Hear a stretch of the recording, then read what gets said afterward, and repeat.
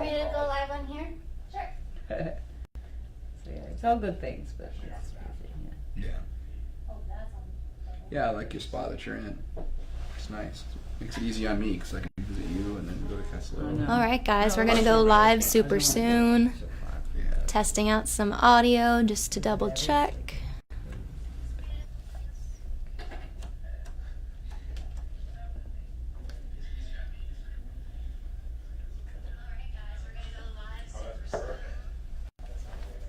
So we won't know who is in. Who's watching? Yeah. Yeah, I guess afterwards. I'll probably just leave it on. I can leave it on. It's on right now. I thought that's what Matt did because he's always like. You might be able to. Maybe you can turn around the viewfinder. Oh, maybe I can go. Or you watch it on here. Yeah. Hi. That'd be weird. A weird echo. Oh yeah, that's a. I just cried. Oh, my coffee. Oh, Michael Kerner is here. Is he? Yeah. Hi, Michael. Hey, Michael. We'll see you in a couple. See you soon.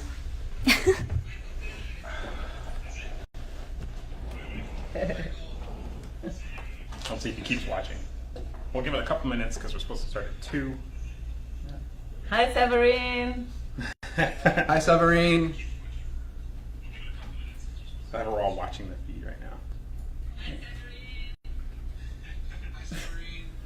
Oh, it's doubling up. So that's the delay. That's not so bad. That's like 10 seconds. I mean, this Mike Acuna, nice. Chris. Hi, Chris. Prep tech. Can I keep doing that? Yeah, of course. Saying hi to Of course. my friends. If you see someone jump Yeah. on. Yeah. And the specials on the. Oh, and it should be on Instagram also. Let me check that. Oh, you're checking it? So basically our Wi-Fi is this infinite loop of our video right now. Oh, that heard you loud and clear. Yeah.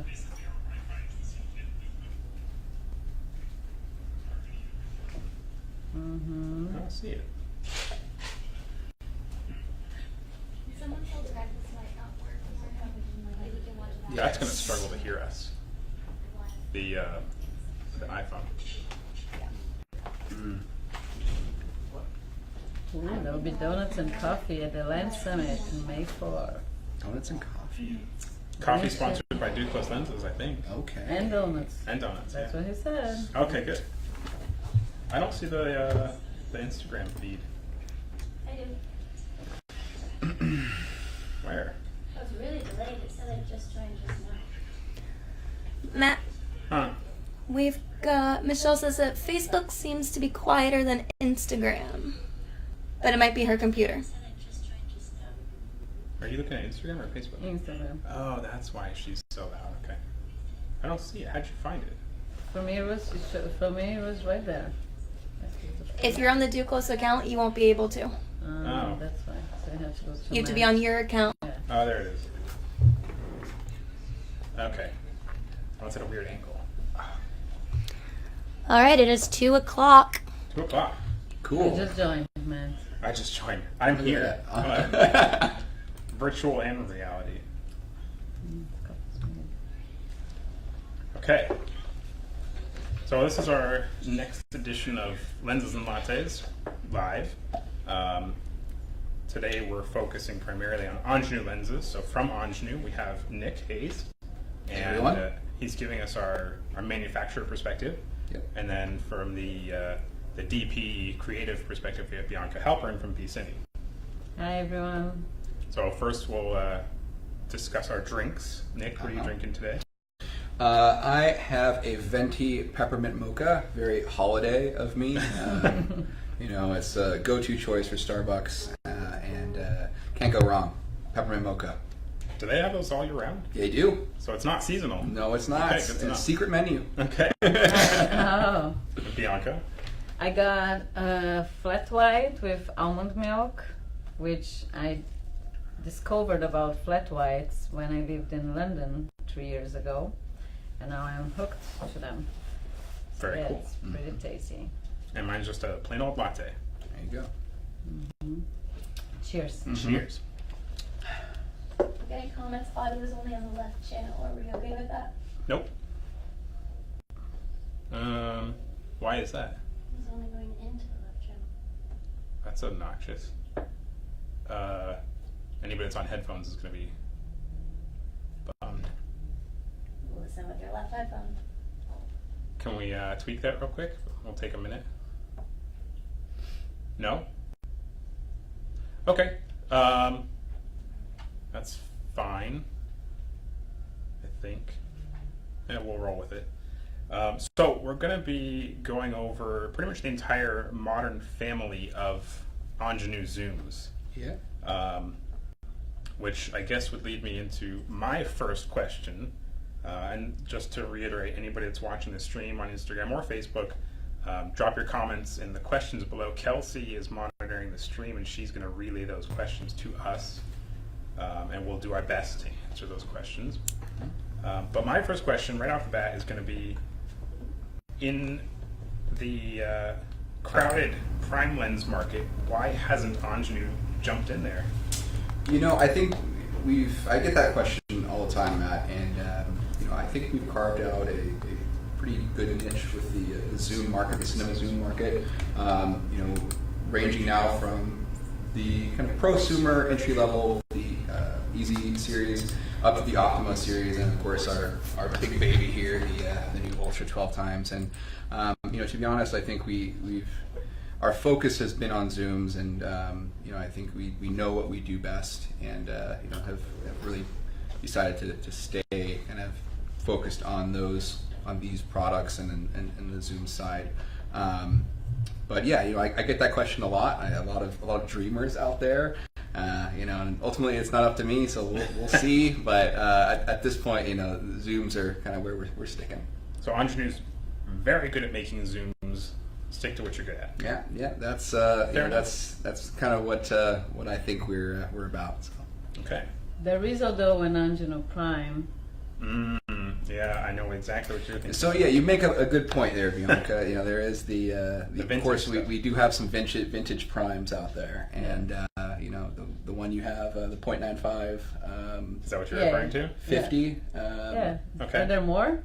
There's some oddballs here and there. Yeah. Like the super wide angle. There was I want to say it was a 5.9 millimeter, something like that. There's been a couple of oddball primes, but from the past. Yeah, and I don't think that they were designed for cinema motion picture. Yeah, right. they had different applications. Now, Angenieux is, everybody that's on this stream, and most people, when you hear Angenieux, you think of cinema lenses, but it's such a massive company that, I mean, Nick could probably tell you more than I can, but there's all the defense stuff and space stuff. Yeah, I mean, we are not just in the cinema space. I think that's really our bread and butter. But we do special projects under our Talus brand, for a variety of different markets.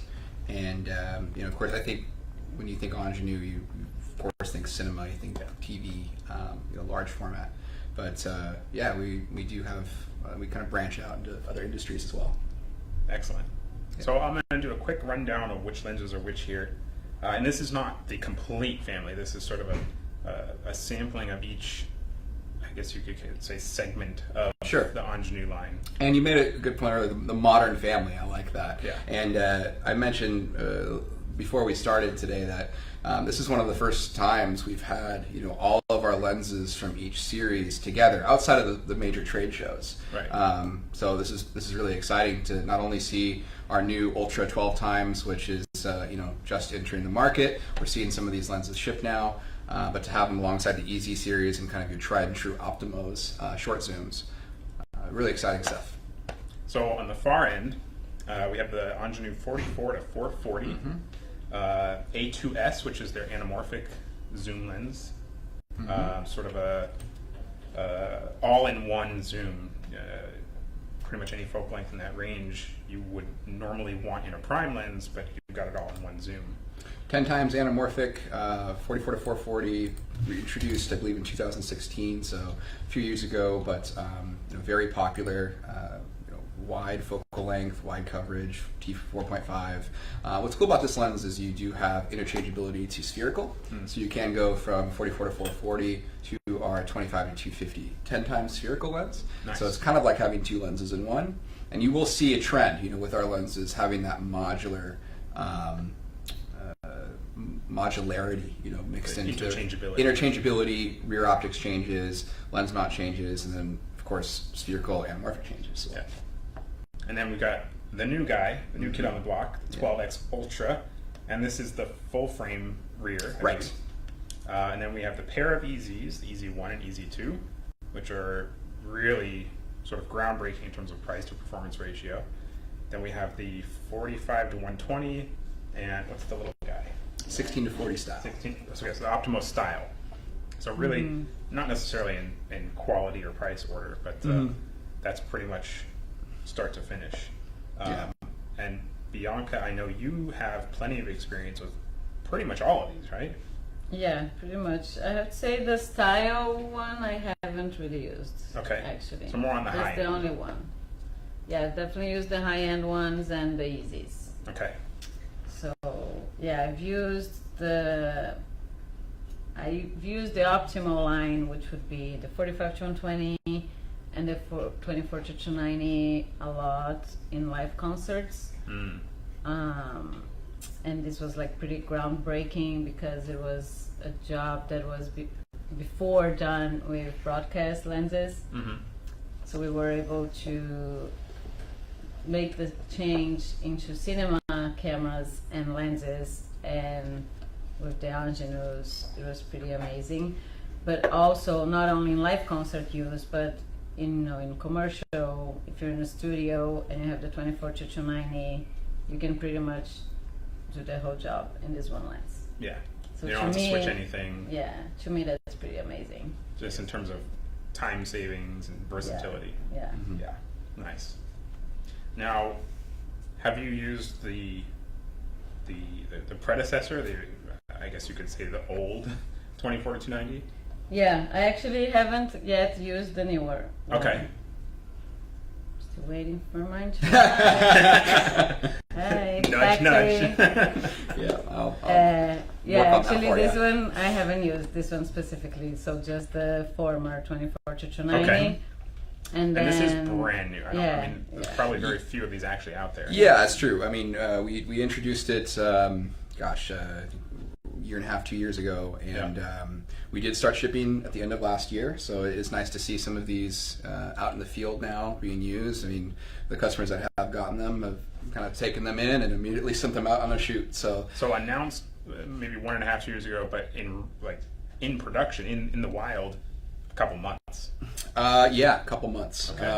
The majority of the lenses that we have shipped are S35 and U35 models, but the full frame are shipping as well. So you will see these, really on a lot more shoots this year, and of course into next year as more rental houses, customers, DPs receive their orders. Nice. And I want to touch on that, what you just said, the U35.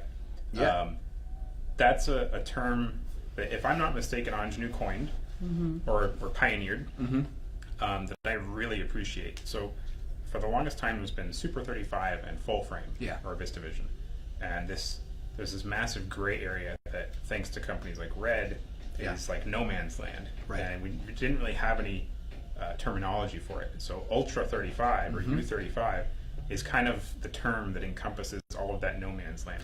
Correct. And Angenieux has created specific combinations of their interchangeable rear optics to cover just that much, that in between that gray area, Super 35 and full frame. So if you don't have to go all the way to VistaVision full frame and sacrifice speed and zoom range, whatever, you have the option to do just that Ultra 35, which is pretty. And that cool. will get you helium coverage. That I also hear S35 plus a lot. It's like that gray area. Ultra 35 just sounds cool. It does, especially with the Ultra 12 times. Yeah. So U35, we like to think of as your helium, your RA open gate. Exactly. A lot of people shooting Venice these days. I do think that U35, kind of that middle point, will be used quite a lot. Focal length. So with the Ultra 12 times, you essentially have 3 different lenses in one with our IRO technology. You have the original 24 to 290 focal length at T28. You have 26 to 320 in U35 T31, and then in the full frame VistaVision version, which you see here, you have 36 to 435 T42. Interchangeability is rather simple to do. We actually have a video online if you guys want to check that out, and you should start to see more of kind of how that works, down the line. But as far as the optics go with this particular lens, while we're on it, completely overhauled, compared to the original 24 to 290. So new mechanical. This is not a re-sleeve. This is this is a completely new design mechanically, internally. It's a very, very high quality, very, very precise, and really designed for full frame VistaVision sensors. Mm-hmm. So it's been really kind of manufactured around new technology, new sensor design, but still gives customers the U35 and S35 coverage if they're still wanting to shoot on one of those cameras. Nice. Excellent. That's excellent versatility. Yes. Between the massive zoom range and the coverage, mm-hmm. it really is the all-in-one zoom. Definitely. Yeah.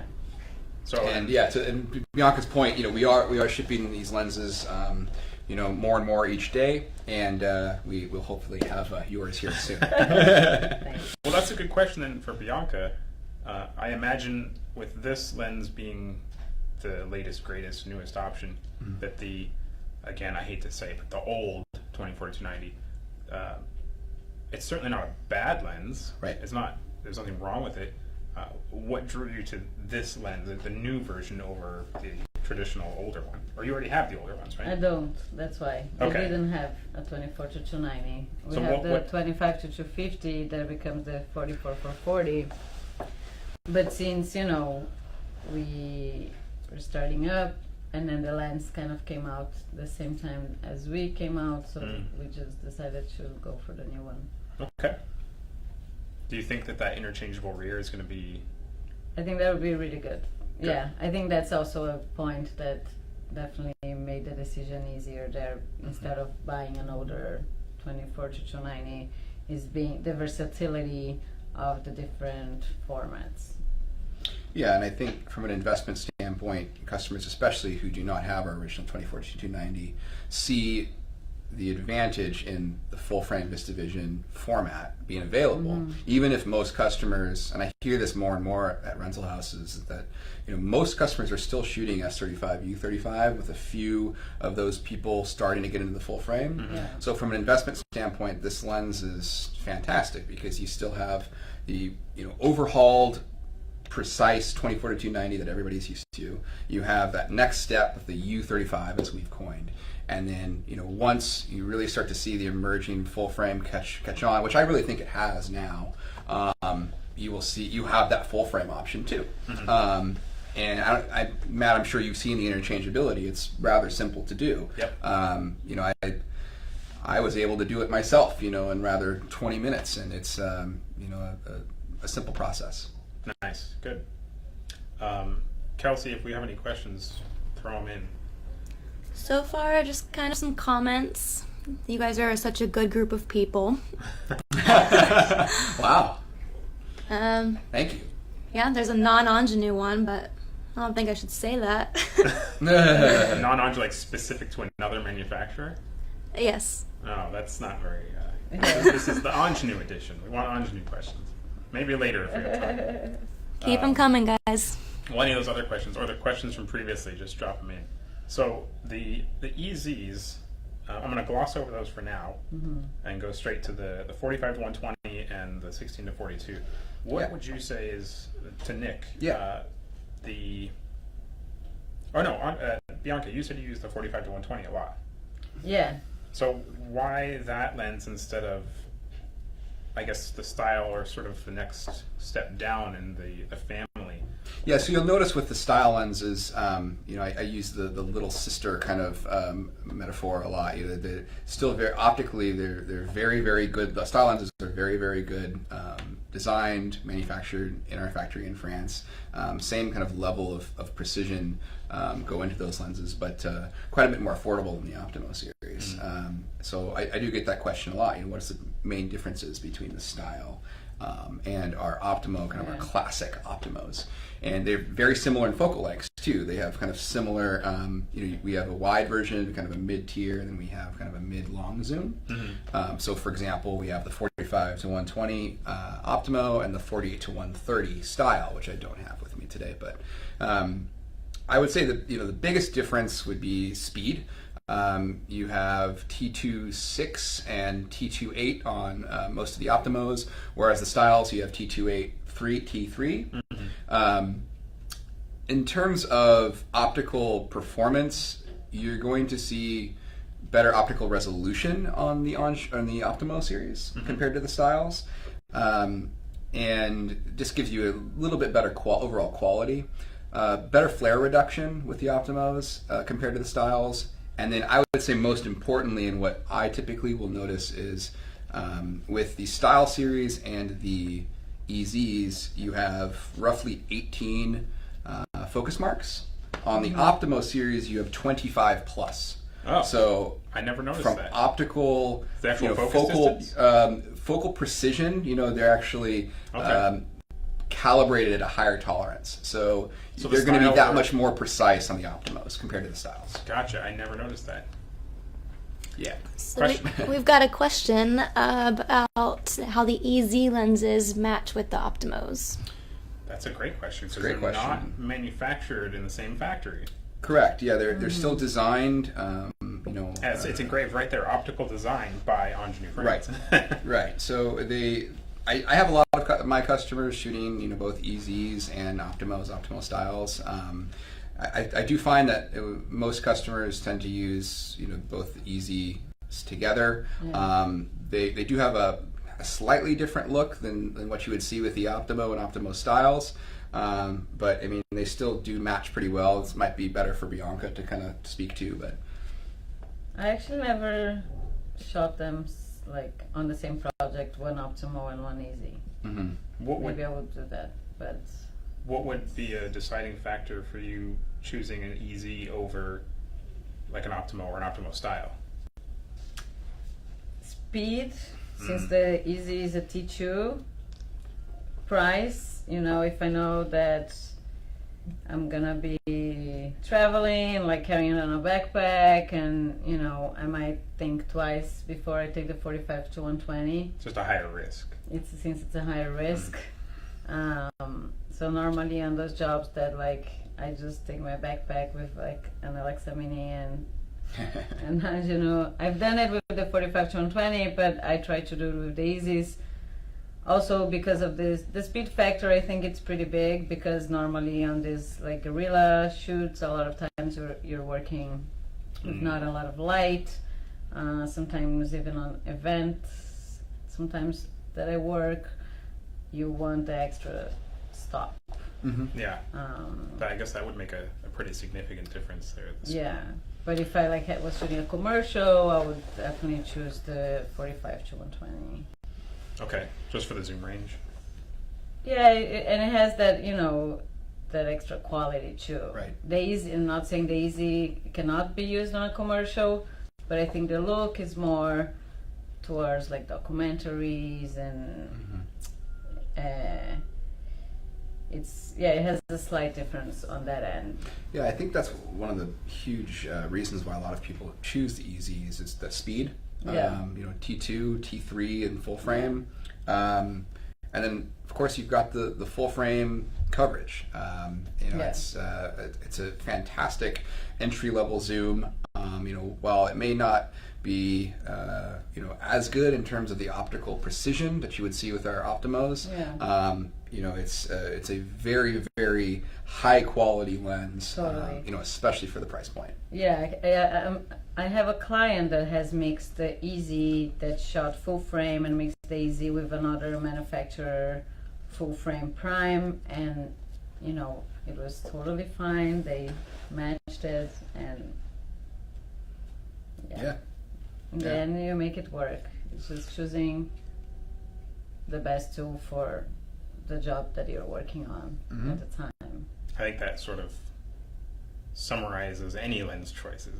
Yeah. There's no bad lenses. It's just the right tool for the right Yeah, job. Yep. and then what's available and what you can get for the money you have, and Yeah. so I feel like there's a lot of that, but I think any of those lenses And from can give you a great image. from a salesman point of view, it's really exciting for me to have such a variety of lenses for our customers to choose from.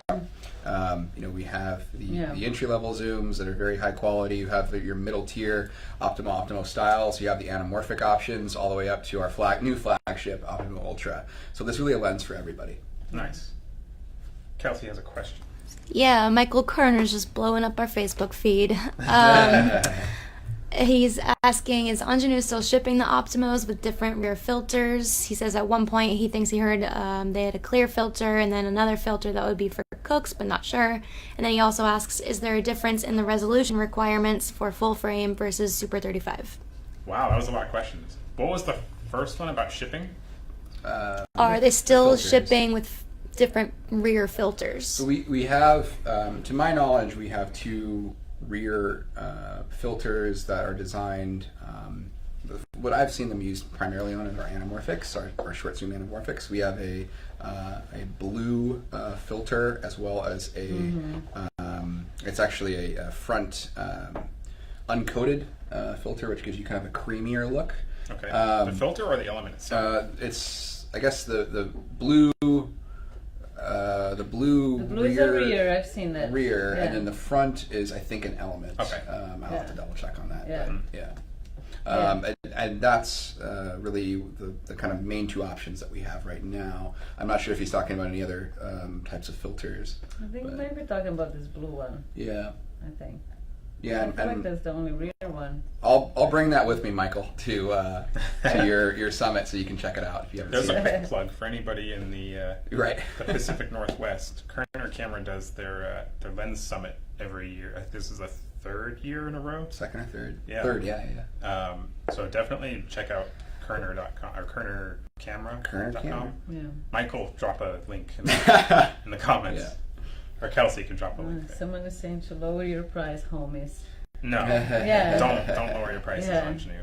And There's a price to pay for quality. yeah, Yeah, no, if I you don't mean- have the money to buy, you can rent, and also the maintenance.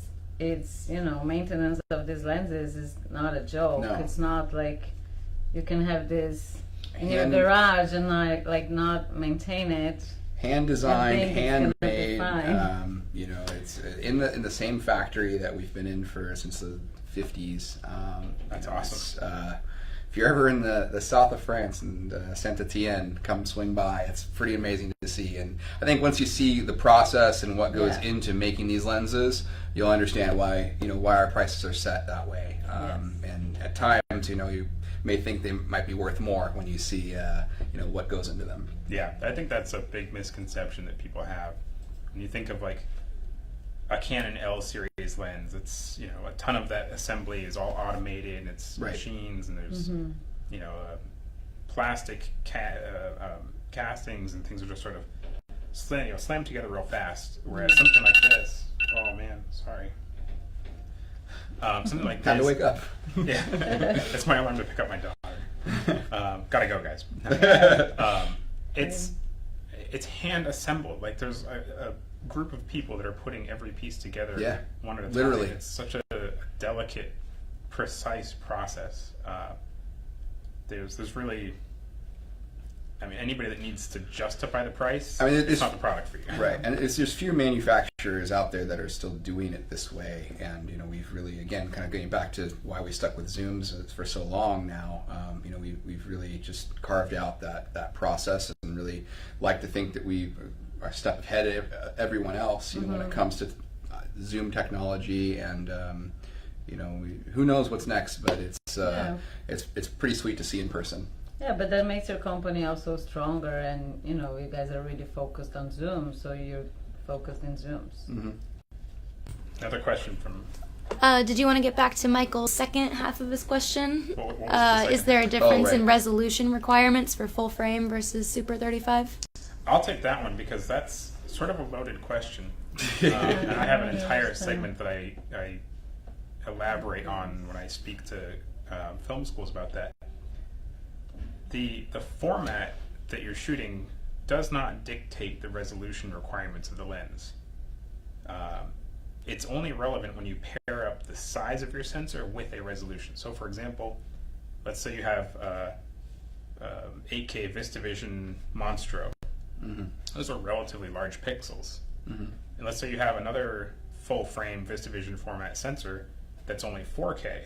Those are massive pixels. Right. So your resolution requirement just dropped significantly going down to 4K.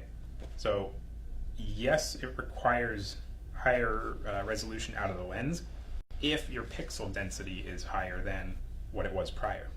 So it's actually, if you think of it the opposite way, I'll use the red cameras again, 8K Monstro and 8K Helium, your resolution requirements for that Helium are much higher than they are for the Monstro because your pixel density is much tighter. So going to a larger format can actually be helpful in terms of the resolution requirements of the lens. Lesson over. So we've got another question. Adam Hale says that he's read that the EZs are designed with a kind of speed booster / focal reducer for an Super 35 and an expander for a full frame or VistaVision. He's wondering what the image circle of an EZ is before it goes through the reducer or expander at the back for each format. I don't have... That's a trick. Okay, so I'll take that one Yeah. also.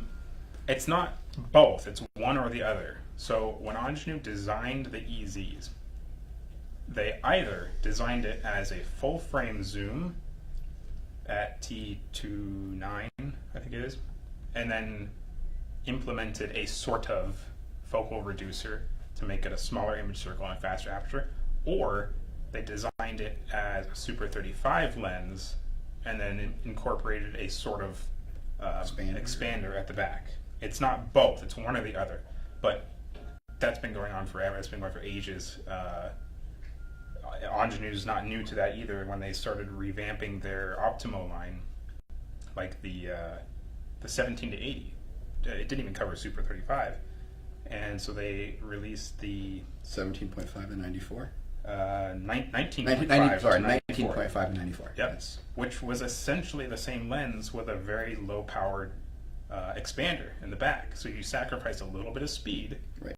and gained a little bit of image circle that solved a lot of problems. And we do have upgrades for that lens as well. Not that many people know, but the 1780 and 19.9 to 94 is an upgrade. Nice. So That's good to know. Yeah, so you can contact Angenieux, myself, Jean-Marc Bouchot, our longtime technical director. If you have one of those lenses and interested in kind of going to that next focal length, next kind of tier. It doesn't quite get you to Ultra 35, or what I would call Ultra. Yeah, I think it fits Ultra 35 in certain focal lengths, Yeah. but especially in tele. But in any case, yeah, we do have that conversion available. Oh, So, good to know. Good to to answer know. that question in short, it's one or the other. It's not both. Mm-hmm. Was that The gist. did I get that question covered? As far as I know. What was that? Oh, Adam. Hey, now Sally's watching too. Hi, Sally. Any other questions, Kelsey? Oh, sure, but for 2 bags. Did you touch on what are the image characteristics of the new 12 times compared to the 44 to 440? Compared to the anamorphic, so big differences between the 12 times and the 44. You have an anamorphic, rear anamorphic versus spherical. So you're going to see some major differences there. From a speed standpoint, 4.5 on the 44 to 440. And I will say, we have the 44 to 440 here. We actually have a new version of this particular lens, the 42 to 420 anamorphic, which has some slightly improved optical characteristics over the 44 to 440. It's still a fantastic lens, though we have had a few of our customers ask for a little bit more of an even distortion. Certain customers like this model, certain customers like the 42 to 420. Now we have both available currently, but we do have a newer version of this in the 42 as well, so that's interesting. But as going back to the question, you can tell both are relatively large. It looks slightly small comparing to the Ultra, which is crazy because anyone who's shot with the 44-440 knows how big it is, but look at this, guys. Yeah, it's almost looking small. It's crazy. Roughly 17 pounds versus 28, 27. Oh, wow. So they're beefy. A lot of glass incorporated into these lenses. The reason for that, and of course with the Ultra, because it's so heavy, it really has to do with the optical quality as well as the full frame VistaVision coverage, while still keeping it fast. So there's a reason why they're so big. There's a reason why there's so much glass inside. But as far as optical characteristics go, if you did for whatever reason wanted to shoot both on the same shoot, we've done a really great job at. You mean like splitting anamorphic and spherical? Right. For if you wanted to do that, let's say, for comparing the optical characteristics of both lenses, you're going to get a very similar color, like temperature, I guess you could say, similar look. That Angenieux look that people are used to, that kind of natural, softer feel, filmic look. That's you're going to see that on all of our lenses, even including the EZs to a certain degree. But especially when it comes to the Optimo series, even if it's anamorphic or spherical, you will see a lot of the similarities in terms of the overall look. Nice. Yeah. And I think we had another question. I think like the delay affected the follow up before. Adam? From Adam. Okay. So he said, sure, you answered the question, but there are two backs, a Super 35 and the VistaVision. So he wondered what the EZ was designed as. Is it a VistaVision lens that is reduced for Super 35 or Super 35? So I'll if you don't mind, I'll take that one. Please. Also. Yes, there is two backs, sort of, but I guess the way you're asking it is, if you removed both backs, there's some sort of original lens underneath there, which is not the case. You can't use the lens without one of those rears. If you could remove both of those rears and still have an image, a usable lens, I'd say yes, that's the original design of the lens. But that's not the case. It's almost like Angenieux had the optical design for, let's just assume it started as Super 35, and then you go to your optical engineers and say, okay, change this rear group a little bit to increase the coverage and slow it down a little bit. So it started as one or the other, and then they just tweak the rear design. But it's Maybe next time we can bring the rears and show everyone. Yeah, I mean, it's not gonna. We could have brought, but it's pretty straightforward. I mean, the videos online kind of want you to think that it's a really quick swap. It's a little in depth. So, at the very least, you need some technical aptitude to swap those rears. It's not just the rear; it's the scales, it's the zoom scale, focus scale. Yeah, it's a bit of a more of a tedious process. I think the focus scale. Sorry. It's relatively simple, on paper and when you're really doing it, but it does take a steady hand and, of course, clean environment to do it. And I will say quickly, Kelsey, I'm not sure if my contact info or tag is listed anywhere on the stream. But if there's any specific questions, anything that we may not touch on or something that you come up with later, please feel free to reach out to me directly. We could put everybody that you want it as well, but we'll put that in the description after we end the video. I don't think we can edit it live. Yeah, you can always, of course, reach out directly on our on Angenieux's website, angenieux.com. Submit a question there, but we'll try and get my contact info if you want to reach out to me directly for anything technical, sales related. Please let me know. Next question. Yeah. Let's see. What about here. the one from earlier? There was a handful. I don't have the paper. You kind of touched on many of them, like what kind of ingenue would you choose for, this is more for Bianca, what kind of ingenue would you choose for what kind of projects and your reasons? And then for Nick, it'd be more of the sales perspective on that, what makes you suggest Optimos or style for a certain kind of job. Well, let's give a hypothetical then. If you're doing to Bianca, let's say you are doing something like a concert, but you're not stationary. You have to be a little more mobile. Is that the biggest determining factor in what lens you choose, the size and the weight? Or could you imagine using something like a 12 times zoom? Well, definitely the 12 times would be on the tripod, Right. you know, in the back, in the front of house, but the lighter weight ones would be on, you know, on Like a steady the cam. shoulder or the Steadicam or even on the dollies. But I think also something really important that the Optimo is good for in a concert. In a concert, you know, you're working with so many lights coming in and like a crazy range. And I feel like they work really good with that situation. Just that telephoto. Yeah, or just the quality in general, dealing with the different lights. You know, So you controlling don't see, the light. Yeah, controlling the light. Like you don't get too much flare, but when you get flare, it's a good flare. Like Yeah. normally on the dollies when we're low angle, but it also don't crazy flare it. So because you know in a concert you have so much light Right. coming into the lens, Right. and you know normally when it's like so many cameras, it's not all the time you can get matte boxes for all of them.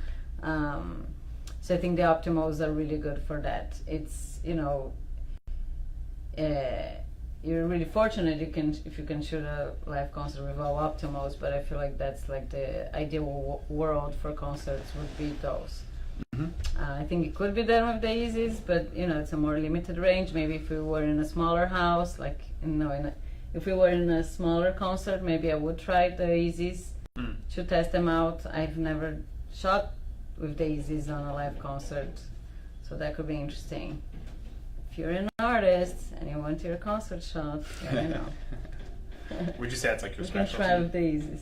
Do you try to specialize in concert stuff? I kind of got drawn into it like Okay. 4 or 5 years ago. So then, yeah, so now that's what I mostly do, but also music videos. And, yeah, and live concerts. Would you take a giant 12 times zoom on a concert, or I mean on a music video, or is that more like the handheld? I would take it on a music video if it's mainly on a studio Okay. situation Yeah. Gotcha. and with rolling spreaders. Okay. Not shoulder, not Yeah. Steadicam, for obvious reasons. Yeah. But also, like last year, I had a music video, and then you know we didn't really have a lot of crew. I just had one AC. It was one of these, you know, little, really small crew, and I was gonna shoot with primes, but then you know, in the end of the day, I was like, we don't even have a second AC, Yeah. you know, so. So you don't want to have to switch. And I know how many shots I needed to get throughout the day, so then I ended up with the 45 to 120. Yeah. Because there was a lot of handheld and on the easy rig, and you know that made the day. So that comes again with like sometimes you choose the lens that is right for the job because you have to make through the day. But of course, you know, it was amazing, the images, and so that's what I like about the Optimos is that you know they have a really good look. Yeah. And they can make your day, you know, go faster if you know. Absolutely. You So I don't know, wanna- change lenses. I don't want to put you on the spot too much, but what is it about, and maybe it's not, but what is it about an Angenieux zoom that you prefer over something, you know, a different brand? And if that's I not think too... like the creaminess and the color, yeah, and the I don't know, it's the look. It's like you know, sometimes other manufacturers feels a bit more digital, although everything is digital today. So Right. maybe that's a weird term to use nowadays. clinical. So the quality, Sterile, yeah. Sterile, to me, yeah. the Optimo is I like the creaminess because it is for me there's a cream in there. Yeah, it's true. I think it's a kind of a hard thing to describe unless you see it and feel it. You know, if you're a DP, and I typically will hear, you know, those adjectives: creamy, natural, filmic, a lot with our lenses. A warmness to it. And the color, I think the color too is. And I think as we're seeing, you know, newer sensor technology, higher ISO sensitivity, you know, just pure, more just sharper sensors, better sensors, people are kind of hearkening back to lenses that have some character, and more of a filmic look. So while we're improving technology and kind of, you know, every day faster and faster, bigger and bigger, a lot of people still kind of harken back to this old style of filmmaking, this old look of filmmaking. And Angenieux has, you know, always prided ourselves in maintaining very, very high optical quality, precision, you know, a certain look that people are after, but by also still keeping up with the time, with interchangeability, with full frame mechanics, with accessories, you know, with things that the community is asking for. So we do a good job at balancing that. And history-wise too, like I did luckily had the chance to go to the Angenieux factory, and after learning, you know, about Pierre and like all his work, how he started the company, and the community really of the factory, where it's at, and the workers, you know, everything about it. It's really cool. Yeah, as I mentioned earlier, you know, if anyone is in France and specifically south of Lyon, it's really impressive. It's worth the trip, and you know, we love when customers and people stop by to say hi. You know, it's a really, really cool place to visit. Yeah, that's awesome. And I'd like to come back to the question you had a little bit earlier, Matt, on, you know, what lens do I recommend for, you know, from kind of the sales side, you know, for a customer. And again, you know, we have a variety of different choices now. So if they have a certain focal length in mind, that usually narrows it down a little bit. But I usually will come out with a few questions. You know, what's your price point? What are you looking for? Second, and maybe even more importantly, is what camera you're planning on using, and how are you using this lens? Is it going to be run and gun? Are you on sticks? Are you, you know, is it more dock style, ENG? You know, that usually starts to help me narrow down kind of some choices. Another thing to bring up, what's nice about the EZ series is you have a few different lens mount options. You have PL, EF, and E mount. So camera choice comes in. You know, you're shooting Canon, Sony, PL-based camera, especially if it's a Sony, you know, E-mount, EZ, you know, is a pretty solid choice for that. Most of the customers I work with, you know, using Angenieux lenses are usually either PL or EF. Yeah, you that know, seems to be the dominant mounts. Right, and forfortunately, a majority. Sorry. Does Angenieux still do Panavision? Yeah, we do PV and LPL. Okay, nice. So basically any camera. yeah. So that tends to not narrow it down, but in any case, we can, all of our lenses pair well with just about any professional camera out there. Nice. But you know, with our short zooms, you do have that PL and EF, and of course E mount option. With our longer zooms, just PL mount, at least on these guys. You know, the EF side starts to get a little tricky because these, of course, are much heavier, larger lenses that are designed for PL, LPL, and PV mounts. You know, coverage then comes into play. Majority of our Optimo and Optimo style lenses are S35, some U35 coverage. So if a customer is looking for that full frame option, you know, the EZs are a really great choice. We have a few different kits and packages out there now through our dealers, and you know, that's very exciting to have. But I think if you're a customer looking to be more on a high end, you know, larger commercial shoot feature, you know, there's probably the best choice would be either an Optimo style or an Optimo, just to give you that extra precision, that just higher quality, kind of future proofing your content, just to make sure that it's as good as it can get. Nice. Yeah, future proofing. That's also why we went with the new Ultra. So from a rental house perspective, that's a hard fact to ignore is having Sure. something that's going to work in Yeah. 5 Absolutely. to 10 years. Yeah, I mean, again, from an investment standpoint, to be able to invest in a full frame capable lens now, even if it's being used as a S35, U35 for the foreseeable future, maybe the next few years, you have that full frame option to be able to go with. So there's a good question for some of the people that may not know.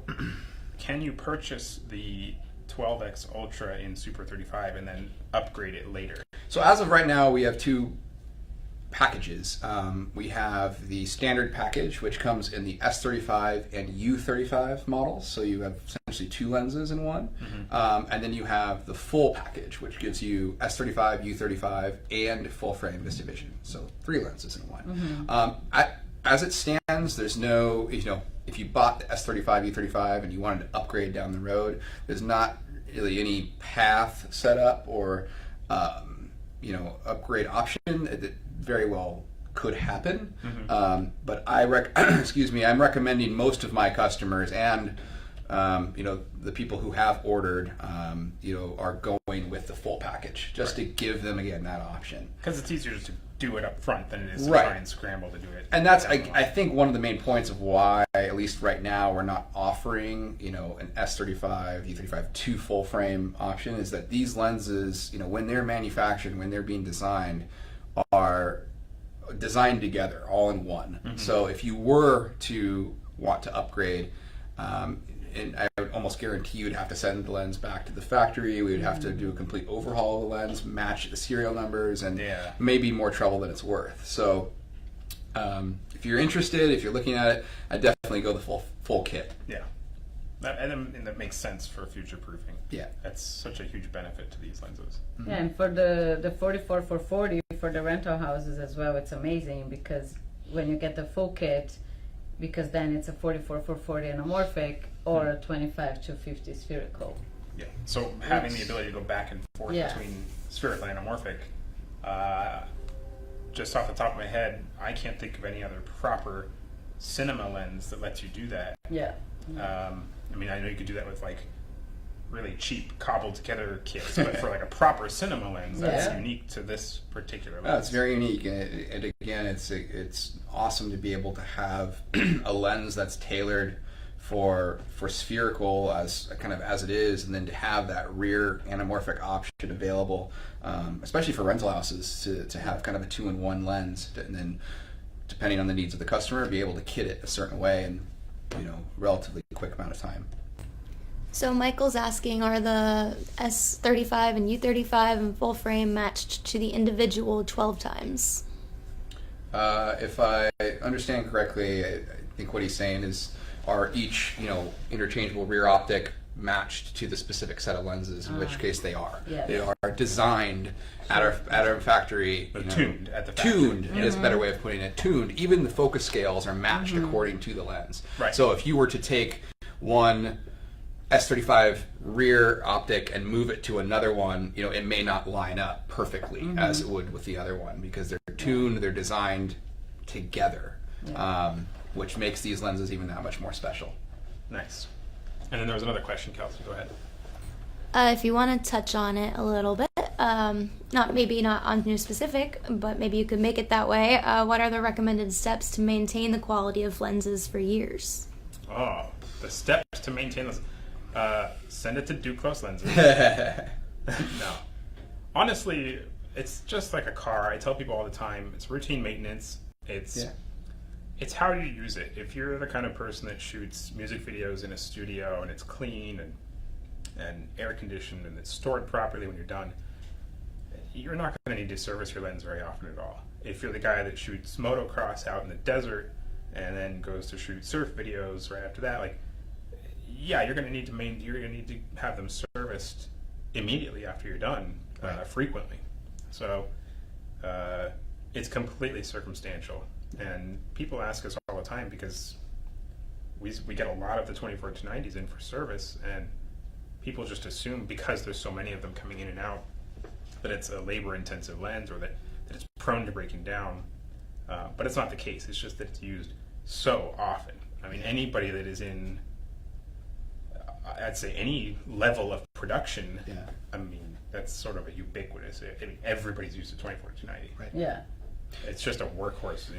Yeah, I feel like even in film school, like, you know, it was not all the time that we use it, but when Film we school use did you go to? it, Jeez. Chapman. Oh, okay. Yeah, over at Long No, Beach but I State, feel like, right? no, I don't think we had it, but we had contact with, Mhm. you know, so that's also where the love came from, you know, Nice. from the early days. Chapman is a great school, though. It is. Yeah. Yeah, I think that's again from an investment standpoint. These lenses hold their value from a quality. They're very, very robust.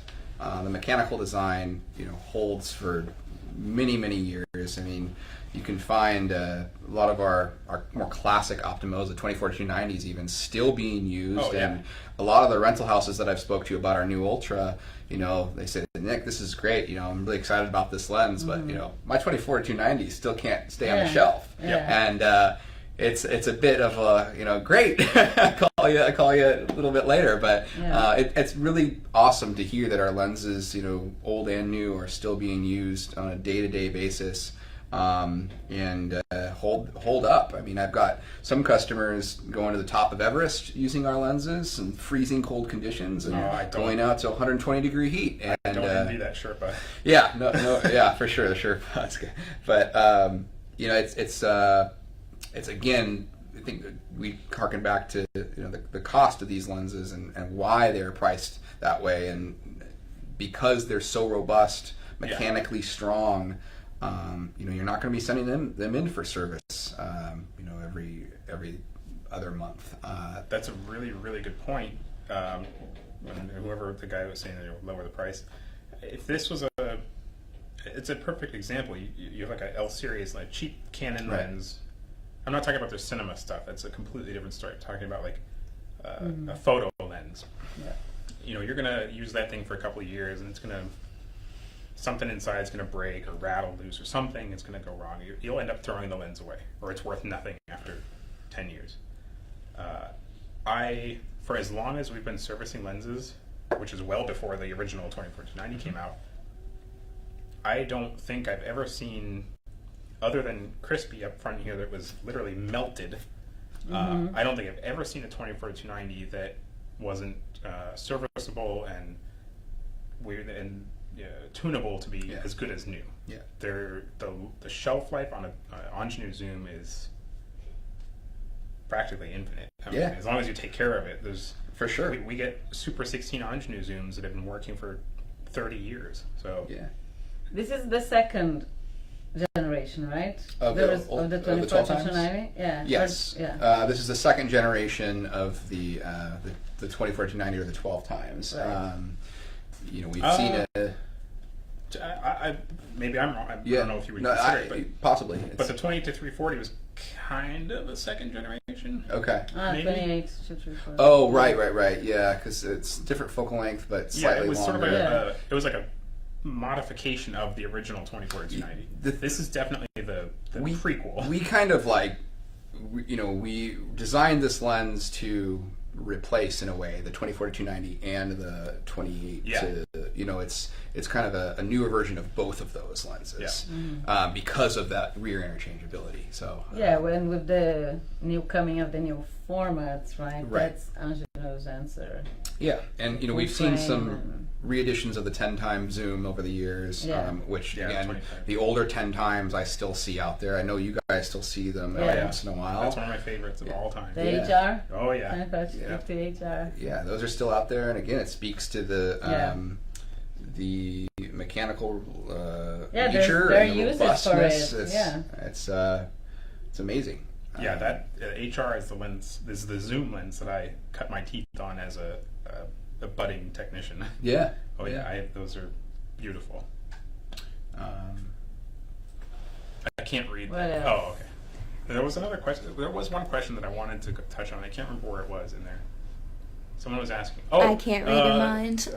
Where's Matthias?